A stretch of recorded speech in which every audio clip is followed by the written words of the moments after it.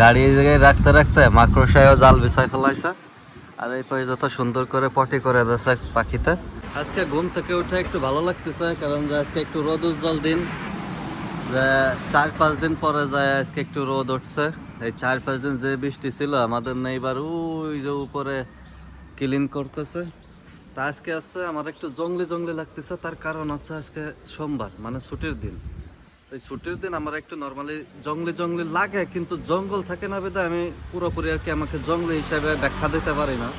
কারণ যে নর্মালি আমি সবসময় টাইম মতো ঘুম থেকে উঠি, টাইম মতো সব কিছু করি। যেহেতু আমি 2 শিফটে কাজ করি, সেহেতু সকাল 10টায় আমার ঘুম থেকে মানে কাজে পৌঁছানো লাগে। তা সেই হিসাবে আমি 9টার সময় আর কি ঘুম থেকে উঠি। তারপরে বাদ বাকি দিনগুলো কাজের তা আসা যাওয়া সব কিছু টাইম মতো করে। তা আজকে থেকে মনে করেন যে আমার 1 সপ্তাহ ছুটি। তো সেই হিসেবে আমি মনে হয় যে 1 সপ্তাহ ধরে একটু জঙ্গলি জঙ্গলি থাকবো। আজকে প্রথম এই কয় মাসের ভিতরে আর কি অ্যালার্ম ছাড়া আমার ঘুম ভাঙলো। তা এই যেহেতু আজকে এরকম জঙ্গলি জঙ্গলি সিচুয়েশন চলতেছে, 1 সপ্তাহ ছুটি আছে, সেহেতু গাড়ি নিয়ে মুভ করতে হবে এদিক ওদিক। এই জন্য আজকে সর্বপ্রথম কি করব, গাড়ির অয়েলটা চেক করব। আমি এই 2 সপ্তাহ ধরে গাড়ি চালাই না, এটাই হচ্ছে সবচেয়ে উত্তম সময় যে গাড়ির অয়েলটা চেক করার জন্য। আজকে 2 সপ্তাহ পরে একবারে মনে করেন গাড়ির কাছে যাচ্ছে, রেগুলার এই জায়গা দিয়ে আমি চলে যাই।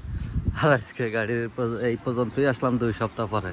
তাই যে গাড়ি এই জায়গায় রাখতে রাখতে মাকড়সায়ও জাল বিছাই ফেলাইছে। আর এই পাশে যত সুন্দর করে পটি করে দিয়েছে পাখিতে।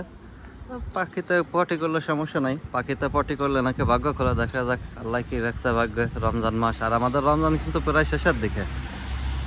এই জন্যই আর কি আমার বন্ধ দিচ্ছে, এই জন্য আফসোস নাই। নর্মালি বন্ধ দিলে আফসোস লাগে, কাজে বিদেশ বাড়িতে বন্ধ দিলে আবার একটু বেশি শূন্যতা শূন্যতা একা একা লাগে। তা আজ এই যে আজকে বন্ধ দিচ্ছে, এতে কোনো আমার আফসোস নাই।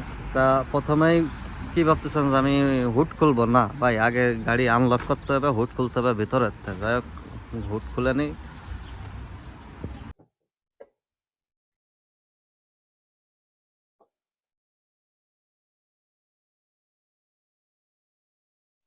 তা সব সময়ের জন্য যখন গাড়ির মোবিল চেঞ্জ করবেন, খেয়াল রাখবেন যে যাতে ইঞ্জিন ঠান্ডা থাকে। তার মানে একবারে গাড়ি সকালবেলায় সবচাইতে বেস্ট সময় মোবিল চেক করার জন্য। কারণ কি, যে যন্ত্রাংশর যেখানে যেখানে এই অয়েলটা থাকে, এটা এসে এসে এই রাতের বেলা যখন লং টাইম রেস্ট পায়, তখন সব কিছু এই জায়গায় সব তেল আর কি ব্যাকআপ চলে আসে বা ব্যাকে চলে আসে। যে কারণে একবারে বেস্ট রেজাল্টটা পাবেন আপনি সকালবেলা যদি আপনি চেক করেন। তা আজকে 2 সপ্তাহ পর যেহেতু গাড়ি এখানে রয়েছে, সে তো আমার মনে হয় যে যেখানে যা ছিল এখানে সবকিছু চলে আসে। আর যদি এক বিন্দু আছে বলে এখানে সেখানে মনে হয় না, না আমার জন্য তো বেস্ট অপশন অবশ্যই। আহ, প্রথমে কি করব, এই যে উ কিন্তু এই চেষ্টা করবেন হাতে না লাগানোর জন্য। আমি বাসা থেকে টিস্যু নিয়ে এসেছিলাম। প্রথমে আমরা এটাকে সুন্দর করে মুছে নেব। তাহলে আবার যত সুন্দর করে আপনি মুছবেন, তত সুন্দর কিন্তু আপনি রেজাল্টটা দেখতে পারবেন।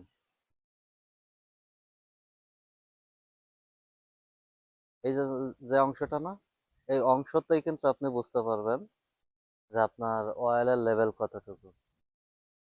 তাই এটাকে আমি এখন আবার ঢুকাবো ভেতরে। তাহলে যতটুকু পর্যন্ত আর কি বেশি গাঢ় তেল থাকবে বা কালো জায়গা থাকবে, ততটুকু বুঝতে হবে যে আমার তেলের লেভেল আছে আর কি।